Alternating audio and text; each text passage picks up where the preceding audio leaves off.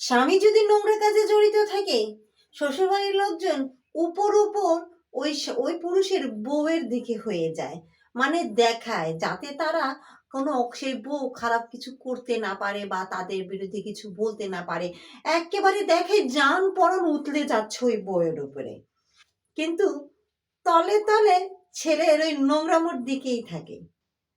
ছেলে যদি দিনের পর দিন বিয়ে ছাড়াও কোনো নারীর সাথে শুইতে থাকে, আর সে নারীর যদি টাকা পয়সা থাকে, শ্বশুরবাড়ির লোকজনও তলে তলে সে থাকতে থাকে, ওই ওই ওই নারীর দিকেই থাকে। আর ঘরে ওই ছেলের বউকে বলে, কি করবে মা, ভাবো এটা তোমার ভাগ্যে ছিল মা, এটা তোমার ভাগ্যে ছিল, তাই মেনে নাও, মেনে নাও। কতজনের জীবনে এরকম থাকে, কতজনে কত মেয়ে দেখো গা, সতীন রয়েছে, তাদের স্বামীর 2 বিয়ে হয়েছে, 3 বিয়ে হয়েছে, কি করবে মা, মেনে নাও, মেনে নাও।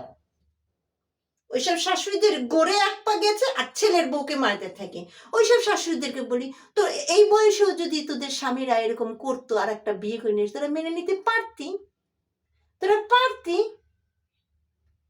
হ্যাঁ, কিন্তু ঠিকই তো ছেলের বউকে বলিস, ছেলের পক্ষ হয়ে আবার বলবি ওই ছেলের আমার বাড়িতে কোনো জায়গা নেই, ঘুরতে দিব না, ও ওই দিকেই থাক, ওই নারী নিয়েই থাক, এই করে থাক। এগুলা আসলে ওই বউটাকে শোনায়। আর বোকা নারী ভাবে যে শ্বশুর বাড়ির লোকজন আমাকে খুব ভালোবাসে, আমার দিকে রয়েছে। বোকা নারী বুঝেই না যে এরা উপরে সুন্দর করে মোলায়েম করে পানি ঢালছে, ঘি মাখছে, সব কিছু মাখছে, আর গোড়ায় কাঁচি দিয়ে সমানে কেটে যাচ্ছে।